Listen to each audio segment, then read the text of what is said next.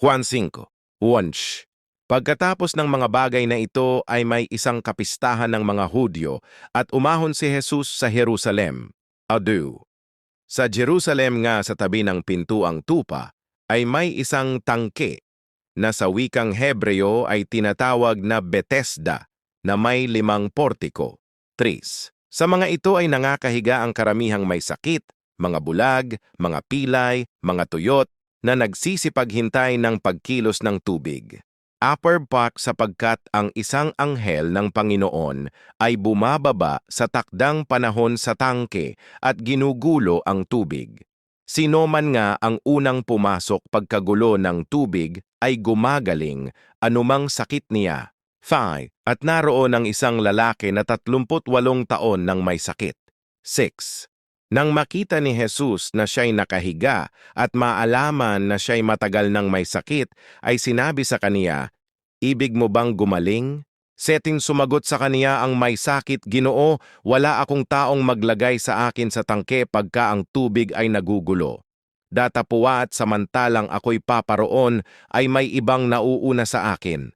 Awato sinabi sa kaniya ni Jesus, "Tumindig ka, buhatin mo ang iyong higaan at lumakad ka." 9.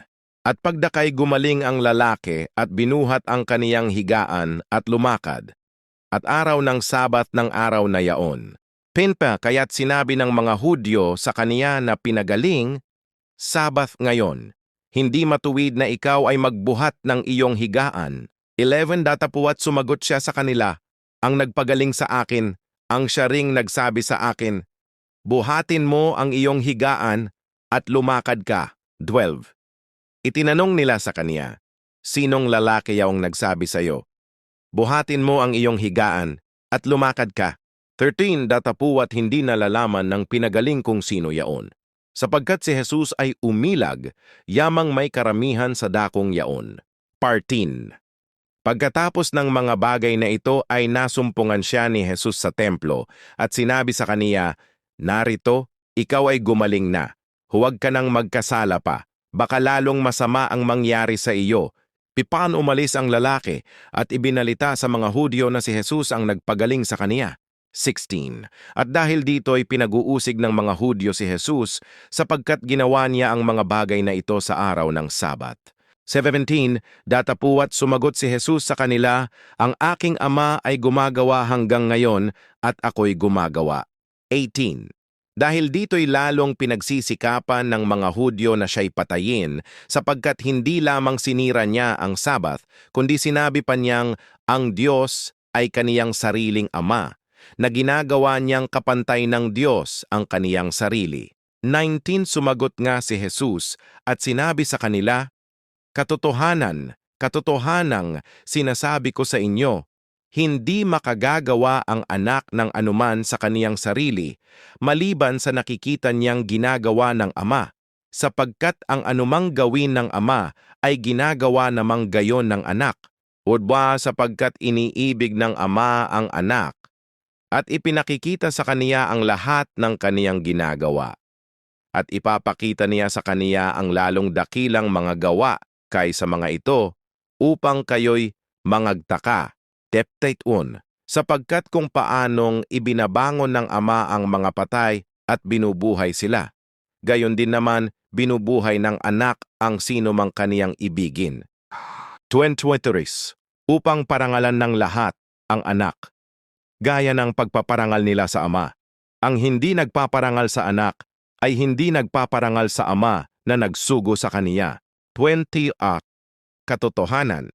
Katotohanang sinasabi ko sa inyo, ang dumirinig ng aking salita at sumasampalataya sa kaniya na nagsugo sa akin ay may buhay na walang hanggan at hindi papasok sa paghuhukom, kundi lumipat na mula sa kamatayan tungo sa buhay.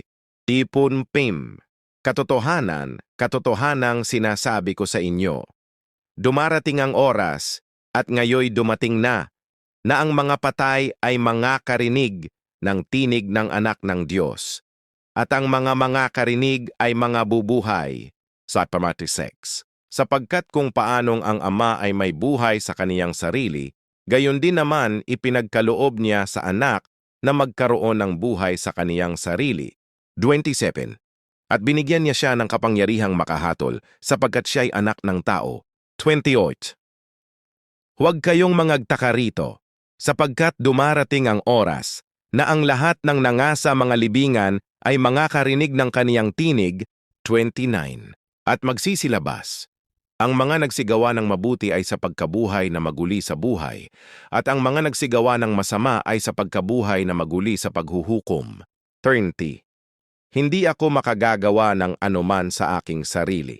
Kung paanong aking naririnig, ay gayon ako humahatol, at ang aking paghuhukom ay matuwid, sapagkat hindi ko hinahanap ang aking sariling kalooban, kundi ang kalooban niyaong nagsugo sa akin. 31. Kung ako ang magpatotoo sa aking sarili, ang aking patotoo ay hindi totoo. 30. May. Isa pang nagpapatotoo tungkol sa akin, at nalalaman kong totoo ang patotoong kaniyang pinatototohanan tungkol sa akin. 33. Kayo'y nagsugo kay Juan, at siya'y nagpatotoo sa katotohanan. 34. Datapuwat ang patotoong tinatanggap ko ay hindi sa tao. Datapuwat sinasabi ko ang mga bagay na ito upang kayo'y mangaligtas. Tanorin-sam siya ang ilawang nagniningas at nagliliwanag, at kayo'y nagsibig na mga galak sa kaniyang liwanag sa ilang panahon. 36. Datapuwat ako'y may patotoong lalong dakila kaysa kay Juan, sapagkat ang mga gawa na ibinigay sa akin ng Ama upang aking tapusin, ang mga gawang ito rin na aking ginagawa, ay nagpapatotoo tungkol sa akin, na sinugo ako ng Ama. 37. At ang Ama na nagsugo sa akin, siya rin ang nagpatotoo tungkol sa akin. Kailanman ay hindi ninyo narinig ang kaniyang tinig o nakita man ang kaniyang anyo. 38. At wala sa inyo ang kaniyang salita na nananahan, sapagkat ang sinugo niya ay hindi ninyo sinasampalatayanan. 39. Sinasaliksik ninyo ang mga kasulatan, sapagkat iniisip ninyong sa mga iyon ay mayroon kayong buhay na walang hanggan, at ang mga ito'y siyang nagpapatotoo tungkol sa akin. 40. At ayaw kayong magsilapit sa akin upang kayo'y magkaroon ng buhay. 41. Hindi ako tumatanggap ng kapurihan sa mga tao. 42. Datapuwat nakikilala ko kayo, na wala sa inyo ang pag-ibig ng Diyos. Or 43. Ako'y naparito sa pangalan ng aking Ama, at hindi ninyo ako tinatanggap. Kung iba ang naparito sa kaniyang sariling pangalan, ay siya ninyong tatanggapin. 44. Paano kayong mga kasampalataya, kayong nangagtatanggap ng kapurihan sa isa't isa, at hindi ninyo hinahanap ang kapurihang nanggagaling sa iisang Diyos? 45. Huwag ninyong isipin na ako ang magsusumbong sa inyo sa Ama. May magsusumbong sa inyo si Moises, na inyong pinaglalagakan ng inyong pag-asa. Kakamandans, sapagkat kung kayo'y nagsisampalataya kay Moises, ay magsisisampalataya rin kayo sa akin, sapagkat siya'y sumulat tungkol sa akin. 47. Datapuwat kung hindi ninyo sinasampalatayanan ang kaniyang mga sulat, ay paanong sasampalatayanan ninyo ang aking mga salita?